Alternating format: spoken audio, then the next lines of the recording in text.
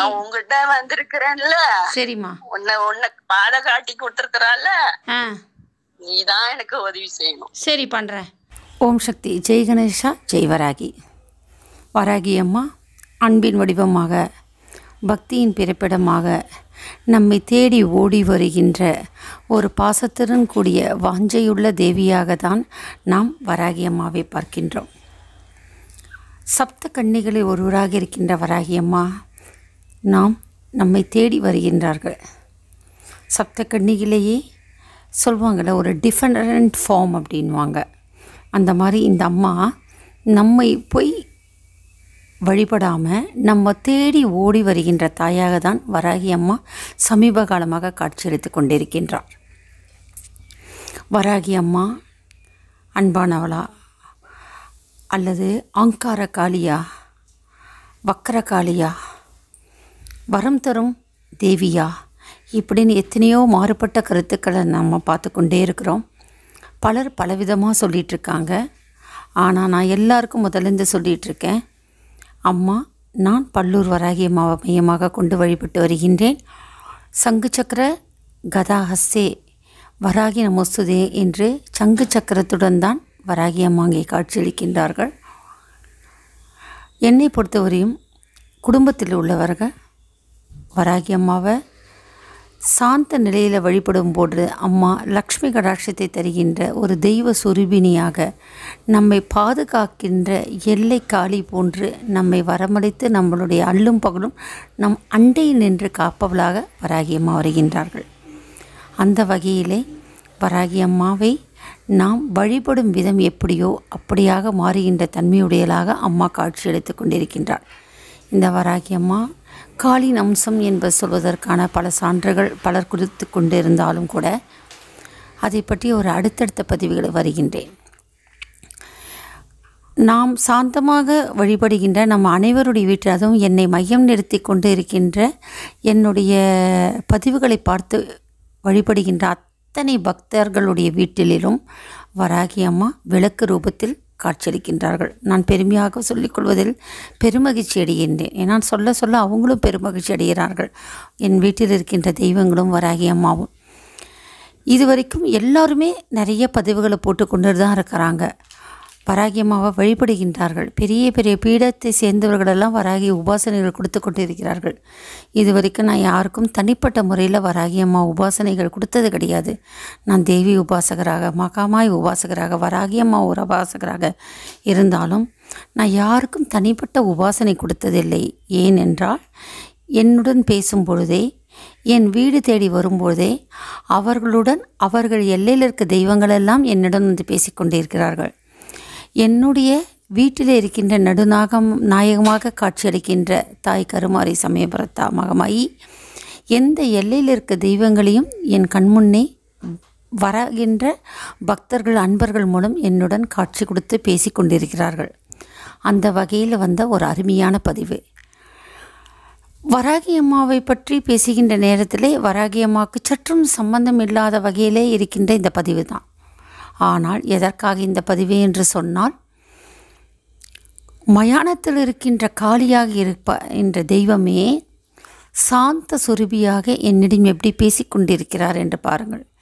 எப்படி சத்தியசீலியாக இருக்கின்றார்கள் என்று இந்த ஆடியோ பதிவில் பாருங்கள். அப்படி இருக்கும்போது நம்மை வரமளித்து காப்பாற்றி கொண்டிருக்கின்ற வராகி அம்மா என்னை வழிநடத்தி செல்வது மட்டுமல்லாமல் என்னை நம்பி பூஜை செய்கின்ற அத்தனை பேருடைய இல்லங்கள், அவர்களுடன் நான் பேசி கொண்டிருக்க கூட வேண்டாம், யாரெல்லாம் என்னோடய யூடியூபில் என்னுடைய பதிவுகளை பார்க்குறாங்களோ அந்த பதிவை பார்க்கின்ற அனைத்து பக்தர்களுடைய வீட்டிலையும் என்னை நினைத்து விளக்கேற்று கொள்ளும்போது வராகி அம்மா அவர்கள் காட்சி கொடுக்கிறார்கள்.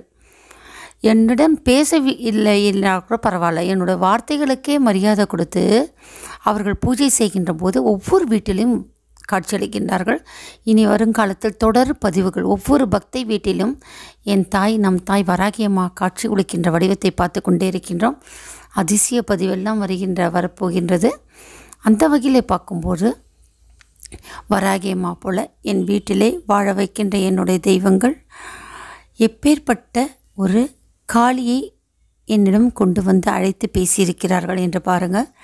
என்னிடம் வாக்கு கேட்கின்ற நேரத்திலேயே வாக்கு கேட்கின்றவர்களோட உடம்பிலேயே சாமி வந்து பேசும். சில சமயம் ஒரு நாள் அல்லது அடுத்த 2 நாள் பொறுத்து அடுத்த பூஜையை எடுத்து கொடுக்கும்பொழுது, தொடர் பூஜைகள் பண்ணுகின்ற நேரத்தில் ஒவ்வொரு கட்டாக விளக்கும் போது வரும். இந்த அம்மா ரொம்ப வயசானவங்க தான், 65க்கு மேற்பட்டவங்க, மலேசியாவில் இருக்காங்க. இவங்க குடும்பத்தை சேர்ந்தவங்க எல்லாம் சிங்கப்பூரில் க்ரைம் பிரான்ச்சில்னா அவங்க மகன் இருக்கிறாங்க. அவங்க குடும்ப பிரச்சனைக்காக என்னை தேடி வந்தாங்க. முதல்ல அவங்க எல்லையில் இருக்கின்ற அந்த காளி கோயிலுக்கு தான் போக சொன்னேன். 2-3 நாள் தான் விளக்கேற்றினாங்க. அதுக்கப்புறம் அவங்களால போக முடியல. ஏன்னா கணவருக்கு அந்தளவுக்கு தெய்வ பக்தியில் விட்டு செல்கின்ற தன்மை கிடையாது. கணவரை மீறி என்னால் கோயிலுக்கு போக முடியாது. இருந்தாலும் என்னை நம்பி வாக்கு கேட்கும் பொழுது அவங்களுக்கு பலன் சொல்கின்ற நேரத்தில், அவங்களுடன் நான் உரையாடுகின்ற நேரத்தில் இந்த அம்மா எனக்கு வந்து வாக்கு கொடுத்தாங்க. அதாவது உரையாடுகின்ற நேரத்திலே நான் என்ன செய்வது என்று தெரியலனா, என் தாய் கருமாரியை வேண்டிக் கொள்வேன், என் இல்லத்தில் இருக்கின்ற தெய்வங்களை வேண்டிக் கொள்வேன். அந்த நேரத்தில் என் உடம்புல எந்த அம்மா இருக்கலாம், கருமாரி அம்மா இருக்கலாம், சமயபுரத்தா இருக்கலாம், பாளையத்தம்மன் இருக்கலாம், மங்காளம்மன் இருக்கலாம், அல்லது ஏதோ ஒரு தெய்வங்கள் என் வீட்டுக்கு வந்துட்டு சொல்லியிருக்கலாம், அல்லது அதற்கு முன்னே யாருக்காவது வாக்கு கொடுத்துருக்கேன்னு சொன்னால் அந்த தெய்வங்கள் அந்த நேரத்தில் இருக்கலாம். இவங்க யாரோ ஒருத்தவங்க அடுத்தவங்களுக்கு வாக்கு கொடுக்கும்பொழுது வந்து நின்று எனக்கு வழிகாட்டுவார்கள். அந்த வகையில் தான் என்னோடய தெய்வ சக்தி என்ரிச்சுன்னு சொல்லுவாங்களே, அது உயர்ந்து கொண்டே வருகின்றது.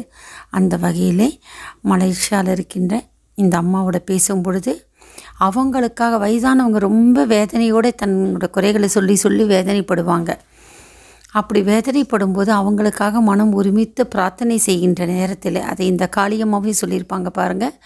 பிரார்த்தனை செய்கின்ற பேசிக்கொண்டே பிரார்த்தனை செய்கின்ற நேரத்தில் நினைத்த மாத்திரத்திலேயே, நான் கூப்பிட்ட குரலுக்கு ஓடி வருவாள் காமாட்சி என்று சொல்லுவாங்க. ஆனால் நினைத்த மாத்திரத்திலே அந்த தெய்வங்கள் வந்து கட்டுக்குள்ளே விட்டு அவங்கள விட்டே விலகி இருக்கிற தெய்வம், அவங்க பரம்பரையில் வழிபடுகின்ற தெய்வம் அவங்களோட பேசும்போதே ஒரு நொடியில் என்னிடம் வந்து பேசுவது ரொம்ப சர்வசாதாரணம். தினமும் எனக்கு நடந்து கொண்டிருக்கின்ற நிகழ்ச்சி தான். ஒரு நாளைக்கு 4-5 தெய்வங்களை கூட பார்க்க ஆரம்பிச்சிடுவேன். அந்த மாதிரி ஒரு அமைப்பு. அதனால தான் ரொம்ப வாக்கு கூட நான் வந்து தொடர்ந்து கொடுப்பது கிடையாது. ஏன்னா தினமும் ஒரு நாளைக்கு எத்தனை தெய்வங்கள் வந்து பார்த்துட்ருப்பாங்க.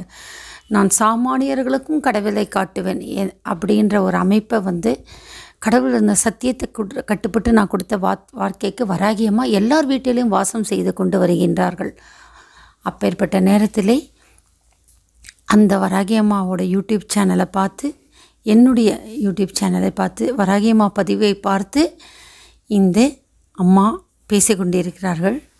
பார்க்கத்தானே போகிறீங்க காளியோட ஆட்டத்தை அப்படின்ற வசனத்தை தான் பார்த்துருப்போம். பார்க்கத்தானே போகிறீங்க இந்த காளியோட சிரிப்பை பாருங்கள். சாந்த சுரபியாக காளி பேசுகின்ற சிரிப்பு. என்றைக்கும் தெய்வம் நடுநிலை தவறாது. எத்தனை கஷ்டங்கள் வந்தாலும் தெய்வம் நடத்துகிற. இவங்களுக்கு நான் அம்மாவே பரிகார பூஜை பண்ண சொன்னாங்க, கட்டு போட்டுட்டேன். ஆனால் அவங்க பரிகார பூஜைக்கு எங்கிட்ட செய்கிறேன்னு சொல்லிட்டு அனுப்புகிறேன், கடல் கடந்து அதற்கான பொருட்களை எல்லாம் அனுப்புகிறேன், அதற்கான காசு அனுப்புகிறேன்னு சொல்லிவிட்டு அவங்க செய்யலை. ஆனால் இது 6 மாதம் 1 வருஷம் முன்னாடி வந்த பதிவு எனக்கு எதேச்சியாக என்னுடைய ஃபோன் ரெக்கார்டில் எனக்கு கிடச்சிது. ஆனால் அதுக்கப்புறம் அவங்களுடைய மகனை சந்தித்து விட்டார்கள். கிட்டத்தட்ட பல வருடங்களாக அவங்க மகன் வந்து தாய் தகப்பனை பார்க்கவே வரலை. தனியாக இருக்காங்க. இன்னொரு பெண் ஆஸ்திரேலியாவில் இருக்காங்க. தாய் தகப்பனை பார்க்க வராத என்னுடைய வாக்குக்கு அப்புறமா திருப்பி அந்த மகனும் தாய் தந்தை எல்லோரும் சேர்ந்துட்டாங்க. அதற்கான ஆடியோ ஆதாரங்கள், அவங்களுடைய வாட்ஸ்அப்பில் அவங்க பேச்சுக்கான ஆதாரங்கள் இருக்குது. ஆனால் இந்த நேரத்தில் நான் பதிவு செய்ய விரும்புவது என்னவென்றால், நான் நினைத்த மாத்திரத்திலேயே என்னை தேடி வரும் அன்பர்களுடைய தெய்வங்கள் என் இல்லத்தில் வந்து என்னுடன் பேசிக்கொண்டிருக்கிறது. அந்த தெய்வம் காளியாக இருந்தாலும் சத்திய சீலியாகிய பேசுகின்ற வார்த்தைகள் எல்லாம் இறைசக்திமயம். நம்புங்கள், நம்பினார் கெடுவதில்லை. நான் எல்லாத்தையும் எடுத்து கொடுக்கட்டுமா? உன் மகளை பாத்துக்கிறியா?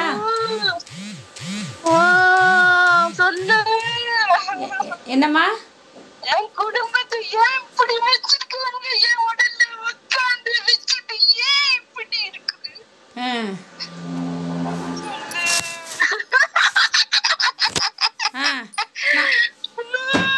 சரி சரி சரி, நான் அந்த கட்டெல்லாம் எடுத்து கொடுக்கட்டுமா சரஸ்வதி அம்மாக்கு? சொல்லுமா, நீதான் சொல்லி இருக்கிறியாமா? சரிம்மா. சொல்லுமா. ஆ அந்த காளி அந்த சுடுகாட்டு காளிமா. நான் தெரியும். மயான காளி வந்திருக்கீங்களா? உங்களுக்கு என்ன வேணும்? உங்களுக்கு மயான காளி எனக்கு ஒண்ணும் வேண்டாம். எனக்கு ஒண்ணும் என்னைக்கு சரஸ்வதி அம்மாவை நிம்மதியா வச்சுக்க போறீங்க?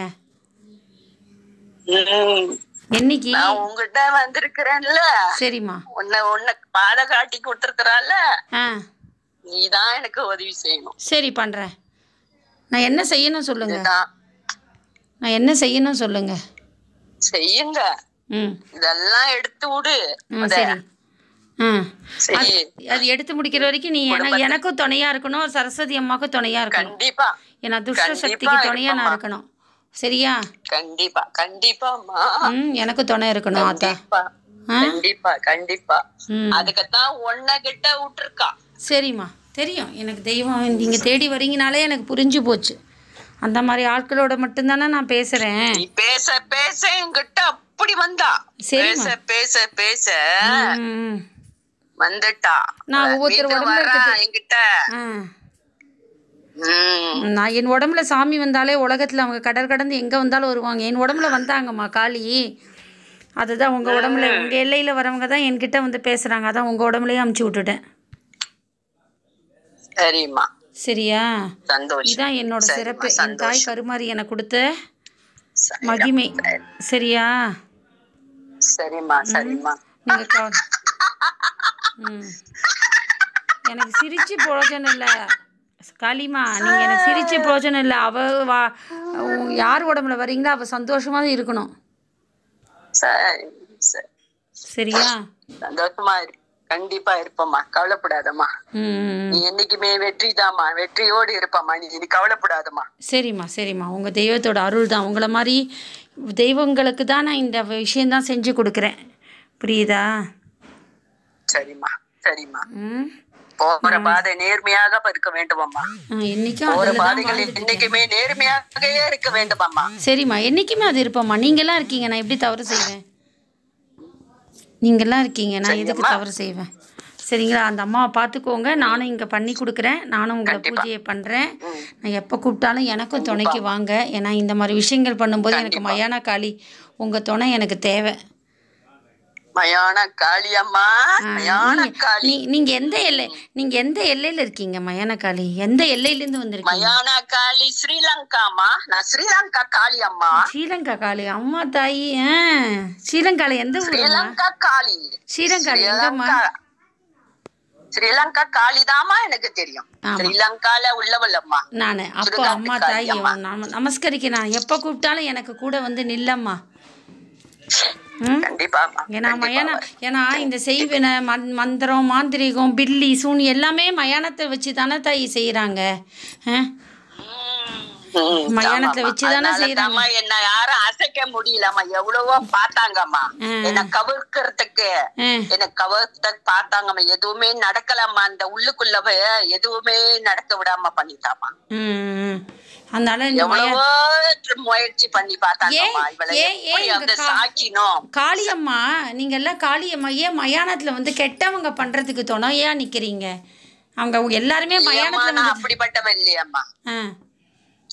நான் அப்படி கெட்டவ பக்கிட்டு போறவ இல்லையம்மா. நிறைய பேர் போறது கிடையாதம்மா. இல்லம்மா, நிறைய பேர் மாந்திரீகத்துல சுடுகாட்டு மண்ணை வச்சுதானே செய்யறாங்க. அதனால எத்தனை குடும்பம் அழியறதுமா. நான் அப்படிப்பட்டவ இல்லம்மா. நான் அப்படிப்பட்டவ கிடையாதம்மா. ரொம்ப பேரு கேட்டாங்கம்மா. மாறிக்கொண்டு இருக்கிறது இல்லையா கேட்டாங்கம்மா. ரொம்ப பேரு கேட்டாங்கம்மா. ஸ்ரீலங்கா பாஷையில் பாசிக்கொண்டு இருக்கிறன்னு கேட்டாங்கம்மா.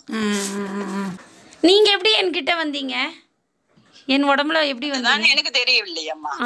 அதான் என் தாய் கருமாரி இந்த இதுவே பண்ணுவாங்கம்மா. எனக்கு யாரோ வரப்போறாங்கன்னு நினைச்சேன். இந்த அம்மா உடம்புல காளி இருக்குன்னு நினைச்சேன். ஆனா எனக்கு ஸ்ரீலங்கால இருக்கிற காளியம்மா வந்து நீங்க வந்து என்கிட்ட பேசுவீங்கன்னு நான் நினைச்சு கூட பாக்கல. இது சத்தியமான உண்மை அம்மா. இது சத்தியமான உண்மை. தெரியுமா? எனக்கு இந்த அதிசயம் என்ன 5 வருஷமா நடந்துட்டு தானே இருக்கு என் வாழ்க்கையில. இது போதுமா? இது போதும். நான் கண்டிப்பா நான் அந்த மகளுக்கு என்ன முடியுதோ, நான் எப்படி மீண்டு வந்தேனோ இந்த துஷ்ட சக்தியில இருந்து, அதே மாதிரி அவளையும் மீட்டு கொடுக்குறேன். சரியா? இது மீட்டி கொடுத்த வேண்டும். தொடர்ச்சியாக மயான காளி உங்களுக்கு என்ன பூஜை பண்ணணுமோ நானும் இந்த எல்லையில் இருக்க காளி கிட்ட பூஜை பண்ணுறேன். நீங்கள் அதை வாங்கிக்கோங்க. சரியா? உங்களுக்கு நான் என்ன பூஜை பண்ணணும் சொல்லுங்க. நான் எங்கள் வீட்டுக்கு நீங்கள் வரீங்க, உங்களுக்கு என் வீட்டுக்கு வந்தீங்க வரவழைக்க அப்படி கிடையாது. என் வீட்டுக்கு நீங்க வரீங்க, இல்லாட்டி நானே உங்களுக்கு சரி சரி எப்ப பூஜை போடணும் உங்களுக்கு? ஒரு பொங்கல் வச்சு பூஜை போடணும். என்ன தினத்துல உங்களுக்கு பூஜை போடணும்?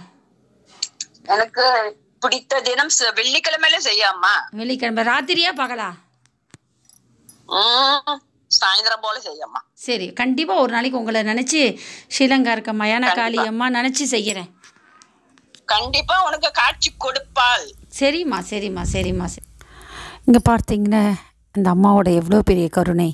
என் வீடு தேடி தெய்வம் வந்தால் எனக்கு ரொம்ப சந்தோஷமாக இருக்கும். எப்பேற்பட்ட மயான காளியாக இருந்தால் கூட பாருங்கள், எங்கிட்ட என்ன கேட்குறாங்க பார்த்தீங்களா? வெறும் பொங்கல் தான் கேட்குறாங்க. எல்லோரும் வராகி அம்மாவை நடுராத்திரியில் கும்பிடாதீங்கன்னு சொல்வேன். இந்த காளியம்மாவே பார்த்திங்களா, நான் உங்களை எப்போ கும்பிடணுன்னு கேட்குறேன்.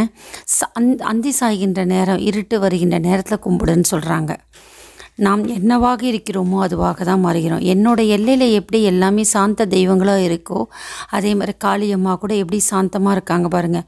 அவங்க நடுநிசை பூசை பண்ணுன்னு சொல்லலை, மது மாமிசம் கேட்கவே இல்லை.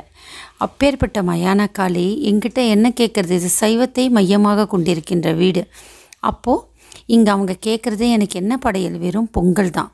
ஏனென்றால் வீட்டுக்கு ஒரு பெரியவங்க வந்தால் நம்ம என்ன கொடுக்கணும்? தண்ணி கொடுக்கணும், அவங்கள உட்காத்தி வைக்கணும், பெரியவங்களுக்கு உணவு கொடுக்கணும்.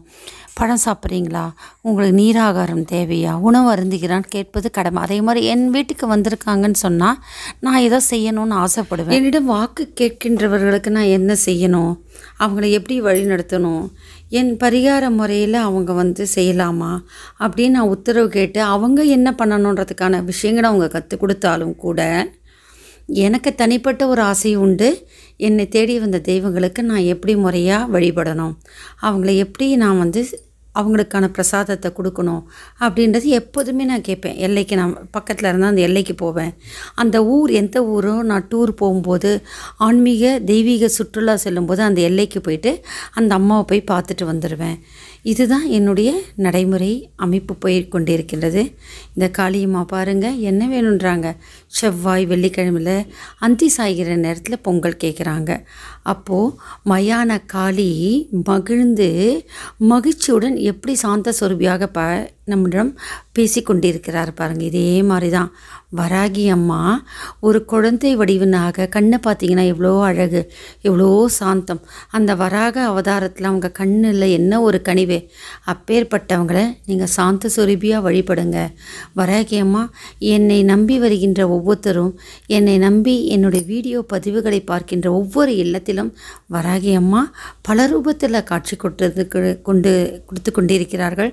பலருடைய இல்லத்திலே அவர்கள் வாழ்ந்து கொண்டிருக்கிறார்கள். அத்தகைய தன்மையுடைய வராகி அம்மாவை வணங்குங்கள், நமக்கு வல்லமை தருவாங்க. இனி வரும் காலகட்டத்தில் ஒவ்வொரு ஆடியோ பதிவு மூலமாக ஒவ்வொரு இல்லத்தில் நடந்த தெய்வீக அம்சங்களை உங்களுக்கு கொடுக்குறேன். இது எதற்காக அப்படின்னா, நம்புங்கள் நம்புங்கள் நல்லதே நடக்கும். நம்மை மறந்தாரே நாம் மறக்க மாட்டாமல் என்ற மாதிரி நம்மளுடைய தெய்வங்கள் நம்மை மறந்தாலும் கூட நம்மை காக்கின்றார்கள். அவங்க கடல் விட்டு கடல் இலங்கையில் இருக்க தெய்வத்தை மறந்தாலும் அந்த இலக்கிய காளி எப்படி என் ரூபத்தில் பேசுகிறார்கள் பாருங்கள்.